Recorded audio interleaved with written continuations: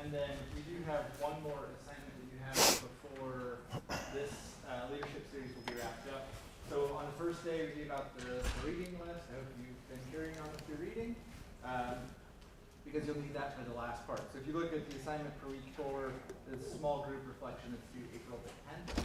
So you've got a couple of weeks to get that done. So what you need to do is finish up your reading, then on the back of the sheet is a description of what you do in the small group reflection. So you're basically going to get together in a group of 4 to 6, anywhere in there is fine. Somebody will record your activity, so you only need one hand in for the whole team of people that meet together. You'll go through these questions, there's sort of one on each chapter or section of the book. Just talk a little bit together about what you learned, what you think, and some of the experiences that you've had in your teams. And then assemble that and submit it to the SharePoint site at the bottom of this. If you have any trouble with the SharePoint site, which is likely because it's SharePoint site, just go ahead and email them to me. I think you all can find my email easily. Okay? Well, without further ado, today's speaker, Mayor John Dennis of West Lafayette. So give him a warm welcome. Thank you. Good afternoon. First off, I've got a soft voice and it disappears about right here. So if you can't hear me, just stick your hand in the air and I'll yell at you so you can hear me for a while. I am John Dennis. The sign does not lie. I am the mayor of West Lafayette. That is also true, but the date is wrong. Today's not March 16th. So if you thought it was, well, it's not. You got about 11 days ahead to go. What I want to talk to you about today is something a little bit different. For those of you that have been around here for a while, you know that the city of West Lafayette has partnered with Purdue University to do this massive infrastructure project, and it's called the State Street Project. And it really is a lot bigger than that. What I want to kind of focus on today has a little bit to do with the State Street Project, but really more to do about project leadership. Now, what the heck's that? I'm sure that each and every one of you have had a great deal of exposure to leadership principles, way to be a good leader, way to be a bad leader. But sometimes those principles need to have a practical application. Case in point, this State Street Project. When we first started getting involved in this, it was about, I've been mayor for 10 years now. We started this about six years ago. And the focus of this project really was to do some infrastructure improvements within our city. For those of you, is anybody here from West Lafayette? Okay. If your parents drove into West Lafayette from the east side, and if it was during a Purdue home basketball game, a Purdue home football game, or any time when there was a significant event going on in West Lafayette, State Street was basically just a parking lot. You really couldn't get anywhere. Well, we thought it was incumbent upon us to try and do something to improve that, to try and do something to make sure that traffic could flow more smoothly. And also, if you're not from West Lafayette, or not even from the area of Tippecanoe County, the road system within our city and our university is somewhat confusing. It's not very intuitive. So we thought this would be an outstanding opportunity to go ahead and sort of change that dynamic. We could basically fix State Street, fix the weird roads, and everybody would live happily ever after. Sometimes the best of intentions are the hardest thing to achieve. With this project, the first thing that we did is we felt it was very, very important that we get community buy-in. Okay, now I'm an elected guy, so I got to be loved always, all the time, or else I lose my job. So we thought, this is going to be a big project. It's going to make a lot of people angry. It's going to be really inconvenient, and you guys are going to experience it if you haven't yet, probably in the next couple hours or so. But we thought it would be important upon us to make sure that we get community buy-in. Okay? That is part of leading a project. That's that first leadership tenet about getting some groups to agree with you and hopefully provide the appropriate guidance for the completion of the project. Now, in my world, the way that you do it is you don't do a freaking tweet blast and you don't put it on Facebook. You have to have public meetings. And these have to be very structured, very pointed public meetings. Because let's face it, how many people embrace change? Really? Really? I mean, generally speaking, nobody. Specifically, if it affects your quality of life. So we thought that it was very important for us to be able to get some buy-in, and we did this by having public meetings. Again, an elected guy has a public meeting a little bit differently than either a guy from the private sector or business owner, or in some cases even students and professors. We have to make sure we get a high degree of attendance, so we have to really broadcast these things. And then we have to drive the agenda of the meeting. In other words, we have to make sure that the way we present this program, this project, is palatable to your audience. Now, in the city of West Lafayette, we have about 45,000 static folks, permanent residents, and then we got about another 40,000 Purdue students. So in this really small geographic footprint, we've got about 85,000 people, which makes us one of the most dense cities, not only in the state of Indiana, but in the country, because we've got a bunch of people, real small footprint, and we go up, right? We house people up. So we thought that would be a kind of a neat way to start this conversation about how we can improve our community, is by going off the density, which generally speaking shocks a lot of people, and then also by talking about how we can improve it. So we developed a road system, we presented our thing, and for the most part, the community bought into it. Now, having said that, a lot of our population base is to the north end of town. And a lot of those folks are probably, I would say, 40s on up to, well, 100. I just celebrated some lady's 100th birthday party last week, so I know they're at least that age. So you have to make sure that the message is understood by all. The people that live on the north end of town, when you ask them, what's your biggest challenge about coming on campus or getting into the near campus areas, guess what they say? I'm not going to go down there. I don't want to go down there. I don't like driving down there. The kids don't know how to cross streets. Do you guys know how to cross streets? Does anybody do it like this? Please don't do that. You guys would not make a very good hood ornament, so just look around and see what you're doing. But they are resistant to come down there. So that meant that message that we're trying to communicate was met with, at best, neutrality, right? And if you're going to lead something, you cannot lead with neutrality. You have to lead with passion, one way or the other. Either they just hate it and they want to rip your head off, or they love it and they want to give you money. So we felt that it was important for us to contour that message to something that was going to make them feel enthusiastic about it. We won that battle because everything we do in government has to go through a public approval process, which means you have to go in front of a governmental body, they have to raise their hand and they have to say yes. It's got to be done with lights, camera, and action, and everybody has to know about it. So sort of seeding your audience by having public meetings first is a really cool way to make sure that somebody at least is informed enough to hopefully spread the good message. That's what we did with the first process of the State Street project. We did it to enough groups that it became sort of a buzz within our community, okay? We felt that not only was it important for us to make sure that our citizen partners knew what we were doing, we also felt that it was important to make our university partners know what we were doing. Now this is where it gets kind of cool. And again, we're trying to focus on leadership. Guess what Purdue has that local government really doesn't have a lot of? Money, right? These road projects are really expensive. This project, and again, we're not going to focus as much on State Street as we are about some of the developments. This project is costing $120 million. That's a lot of money. And this project is going to be done in 3 years. And I mean, you couldn't get a genie to pop out of a bottle and do that and have something like that size and scope happen in 3 years. This is phenomenal. But because it's a lot of money, we felt that we need to make sure that our partners on the Purdue side of the house were well informed also. So we sat down, we brought in the upper level administration from Purdue, we brought in the guy who was the president and CEO of the research park, we brought in the guys that are responsible for facilities, for police, and then we brought in the president. And we did our dog and pony show about State Street. And when we finished, I was walking out, and the president kind of pulled me inside and said, hey, you know, we'd like to be a part of that. And of course, you know, yeah, just bring your checkbook, was my response. And Mitch and I have a pretty good relationship. We knew each other before we were doing what we were doing now. And it's just coincidental that we're sort of doing the same thing that we were doing, but in the same city. So Purdue got on board. And with that becomes that secondary leadership challenge. And guess what that is? You take off your stars and your hat with all the scrambled eggs on it, and you now are sharing it with your partner.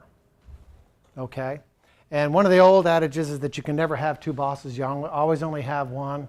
Well, we have done everything within our power to make sure that Mitch and I both are on the same page, that we're singing the same song, and we're trying to make sure the project is an incredible success. Now, having said that, we have to realize the same dream. Now, with this particular project, I don't know which button to hit, so I'm just going to hit a button. If it doesn't work, it doesn't work. No. What do I aim at when I hit this?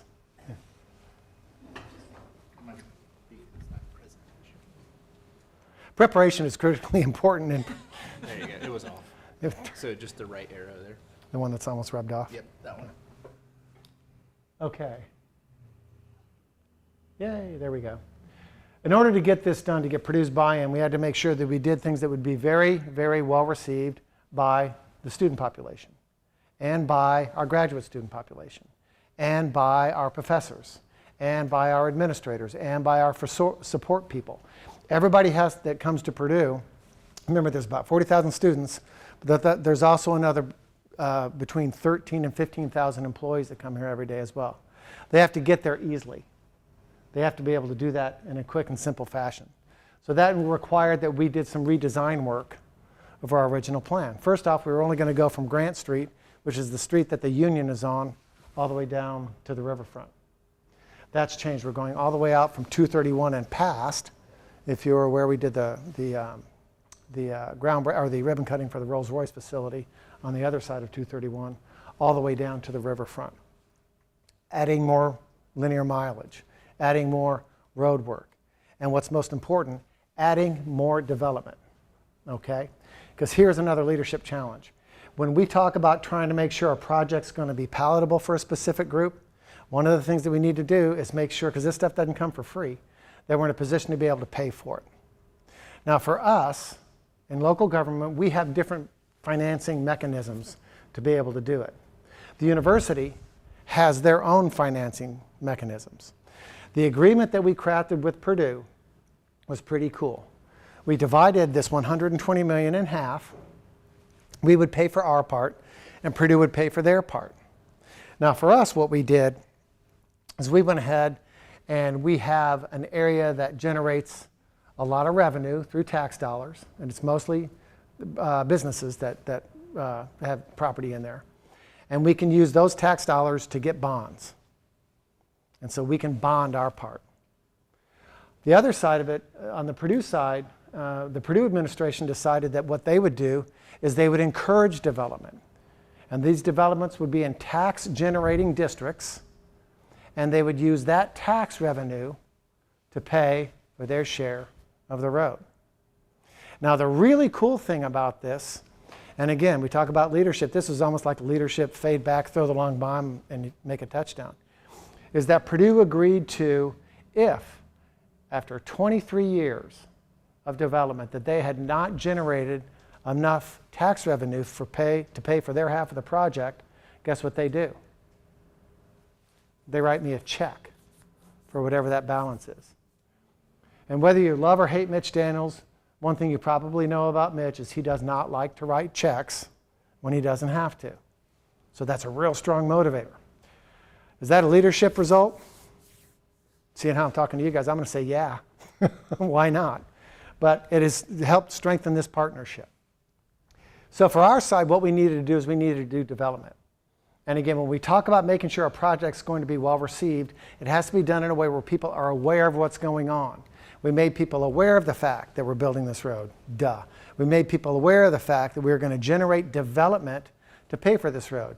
Okay. And then we also then started taking these folks to task, showing them what it was that we were going to do. Now, what makes a good plan a great plan? Preparation and all that kind of stuff. We realized that there was an undiscovered market within the city of West Lafayette. Can anybody guess what that is? What general age are you guys? Are you guys freshmen, sophomores, juniors, seniors? All the above? Okay. How many people live in dorms? Oh, wow. How many people want to live in dorms for the entirety of their college career? Oh, really? Cool.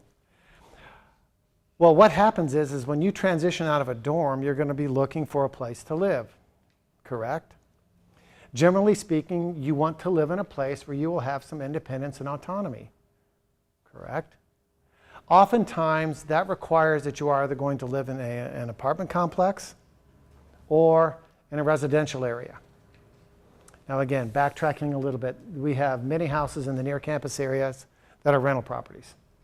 And there's often, sometimes, a tug of war between the permanent residents and the student population because of the perception of what actually a good time means and the hours of the day when those good times are actually being exercised. And we as an entity that has police departments and fire departments and all that stuff, sometimes we're the ones that have to sort of negotiate those problems. The other side of it is we have done some research, and sociologically speaking now, you guys, and I'm not generalizing, I am generalizing, but you guys have sort of shifted your dynamic when it comes to off-campus or independent residential living. It used to be that this demographic, is that why that doesn't work very well? That this demographic, maybe that'll make it work better now, I don't know. That this demographic actually wanted to live off campus in single-family residential homes in a neighborhood so they could have cars and cats and dogs and roommates and very little monitoring. Well, that has changed. Believe it or not, what you guys want to do now is you want to live in a high-density area. You want to live with each other. Not necessarily with each other, but you want to live around other students. You want to be in an area where there's a lot of stuff to do. So that draws you out of the residential areas and brings you into more of a urban environment. Well, guess what West Lafayette doesn't have? An urban environment, correct. So again, we felt that if all these other variables are at play, making sure the project happens quickly, making sure we have money to pay for the project, making sure we've got a solid partnership with our university, making sure that we have buy-in on the community, all leadership components of a successful project, the next thing we needed to do is make sure that we could have a product that would be welcomed by our student population. Okay? Okay, I do this for like Rotary clubs and stuff, and when they see that number, it blows their mind. We really have. They've given us over $319 million plus with some of the promised developments. And the cool thing about being the mayor is I make 10% off no, I don't. Can you delete that part? Now we're going to start talking about the planned developments along State Street corridor since we actually had the announcement of the project. And remember, this is to attract students. This is to attract young professionals. This is to attract other businesses. Because if we have an area that's densely populated, then guess what's going to happen? People are going to patronize the businesses there. This is our first one. It's called the Mark. No, that's Highview. That's right across the street from the fire department. And it is just catty corner from the Morton Center, right there on the edge of campus. It's got 5 stories, and it's approximately $12 million worth of investment. The new trend now, and I hope this isn't a trend, I hope this is sort of a new qualifier for how college campuses are going to be developed. We feel that it's really important. Does this thing have a laser on it? Oh, all right. We feel that it's really, I know, toys, I'll never grow up, you know. We feel that it's really important that not only do we have residential, but we also provide retail experiences as well. And when you look at this from a problem-solving perspective, we are truly catering to your needs. Now, don't get me wrong, this isn't an infomercial on how cool we are.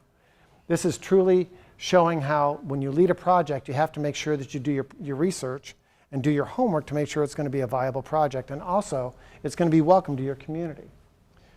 This one, because of the number of apartments that we'll have, and 73 units, 117 beds, that's pretty much a lock for anybody who puts a development down there, which for us, again, is pretty high quality.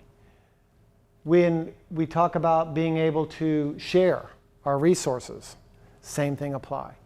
A lot of times what we'll do when we do these projects, we make sure that the rooms themselves are suitable for a certain demographic between the ages of 21 and 30. And again, I know there's going to be people a lot older living there, people a lot younger living there. But the amenities and the style of room that people want has changed. When I was in college, when I was doing my undergrad work, I lived in a dorm for a little while, and then we lived in an apartment. And the apartments had these great big rooms where you had one room, and it was like a bedroom with a door. Then you had a kind of a living area in the middle. You had a kitchenette to one side, another bedroom and dorm, separate baths, separate showers, and all that kind of stuff. And it cost like $500 a month in 1979. So now, things have changed a little bit. Again, our research tells us that you guys are looking at rooms more like a place to stay, not a place to live. All right?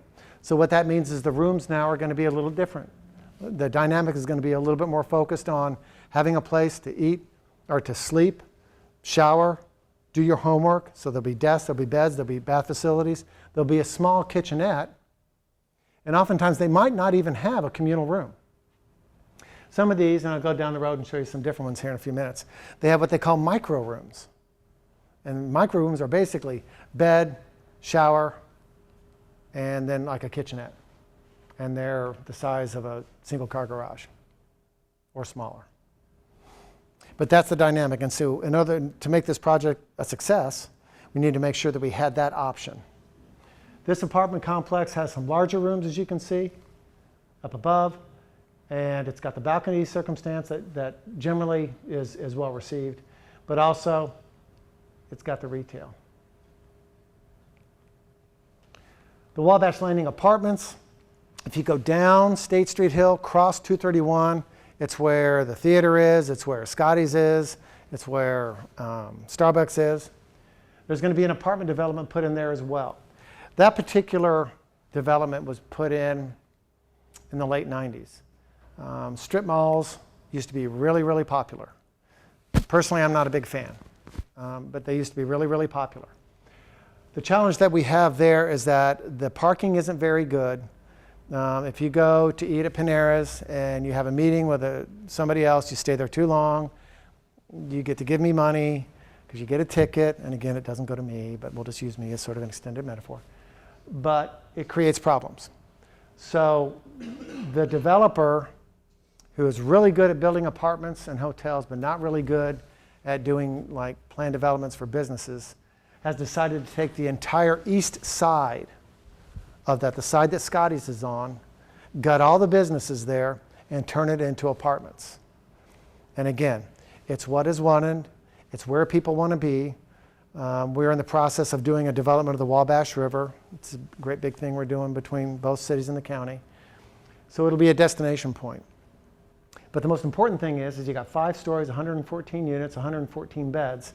That's 114 humans that'll be right there. And again, the developer hopes that that will save the businesses that are kind of on a rotating system in and out of Wabash Landing. It's a good strategy. It's a sound strategy. The cool thing about it is also with the State Street project, because when we're talking about a successful project, when we're marketing this project to our community, and they look at other areas that have been blighted, we can point to that as a viable solution. The hub. That is going sort of behind Harry's. Does anybody know where Harry's is? I do too. That is an area where we're sort of going in, it's not necessarily a risk, but we're sort of infringing upon the private single-family residential area. We've done some research, and the studies told us that all of the residential area south of State Street pretty much gone. If it's not rented as a house, if the house isn't rented for residential, then it's usually up for sale. There's not a whole lot of families that live there now. So we thought, again, based upon our research, that this would make a viable option for development. And this style is specific to that area. Now, if you're familiar, if you've driven up State Street Hill coming from Lafayette, you can tell that our city view is somewhat lacking. because there's been no cohesiveness of development. The city itself has had just in and out developments for over 100 years, and there was no consistency with that. And again, the reason being is because the way it was zoned, the difficulty of purchasing property, the price of purchasing property, and then the lack of a comprehensive plan. Well, we did the comprehensive plan part, and now we're sort of driving the development. Again, this pretty much follows the same philosophy that we had with others. But what it does, and I haven't done this on the other developments, is it brings in revenue to the city. And when we talk about that, this one, where'd it go? The investment's about $50 million, and that'll bring us in about $1 million a year in taxes. And so, regardless of how somebody might feel about the developments, a citizen that lives here, a citizen that votes, a citizen that shows up for council meetings, a citizen that pays attention to what's going on here, when you offer up, when you offer up that kind of revenue for development, it's hard to argue against. Because guess what we can use it for? Police, fire, parks, roads, trails, ponds, you name it. It frees us up a great deal. Again, a little history lesson real quickly. The Indiana General Assembly some years ago changed the way tax dollars come into local communities. We used to be in a position to where if we felt like it and we had the appropriate amount of political support, in other words, our commissions, our legislative bodies, etc., we could raise taxes within your city. So the city of West Lafayette hypothetically could raise taxes in order to afford infrastructure. That all changed. That all changed back about 2007, maybe, to where the legislature at the state said, no more. You can raise taxes no more than 1% of the assessed valuation of residential property, and then I can't remember what the number is on retail property, but it put a cap on it. So you've heard of property tax caps, right? Well, we are living in that world now. So for us, a city that's predominantly residential, we need to figure out ways to generate that revenue. And this is how we do it with things like this right here. Oh, that's the other one. Hang on a sec. We'll get to that one in a second. With these types of development. They go straight up. They don't take up that much of a footprint. And they have a high assessed valuation, which really does support us financially as local government. So in this particular one, again, you can see the number of beds. It's expected to be open next year. And each one of these things have to meet our parking standards as well. So, and that's always a challenge that we have. But when we talk to our community, again, talking about leading a project, you have to make sure there is something that's going to make your permanent residents happy. And bringing in revenue and pledging that to improve the infrastructure and the quality of life in your community is always a winner. And again, it's not bogus. And I'm not talking about bluffing. I'm not talking about faking. This is absolutely in the planning process of any development that we do in the city of West Lafayette. This one was probably our biggest challenge. We just had this approved last month. It's called The Rise, and it's 16 stories high. That will be, with the exception of the courthouse over in Lafayette, the tallest building in Tippecanoe County. And it's right here in West Lafayette. The biggest challenge we had with that was the fact that it was the tallest building in West Lafayette, and it's right here. There was a lot of pushback on that. A lot of folks felt that it was too tall. A lot of folks felt that it sort of encroached upon the quaintness that is West Lafayette. And a lot of folks felt that it would be unsafe because they didn't feel comfortable with our fire department being able to put out a fire in something that large. They all felt that way until they saw this. Where's the number? 50 million plus for investment. Again, another $1.5 million in taxes a year. A year. And $1 million in a community like West Lafayette is a lot of money. I mean, that benefits us greatly. But it requires marketing, and it requires people understanding that this type of project is not just for, and again, please, no offense, not just for college students. It's for everybody. You know, when you go door to door and talk to people, one of the things that they say we have a real challenge with is retail opportunities. And we can't argue that. We really don't have a whole lot of stores over here in West Lafayette. With this one, as you can see, as in the other two, the whole lower area is retail. And the cool thing about this is that we are getting some major retailers who are interested in coming to our community. And I can't say who they are, but some of them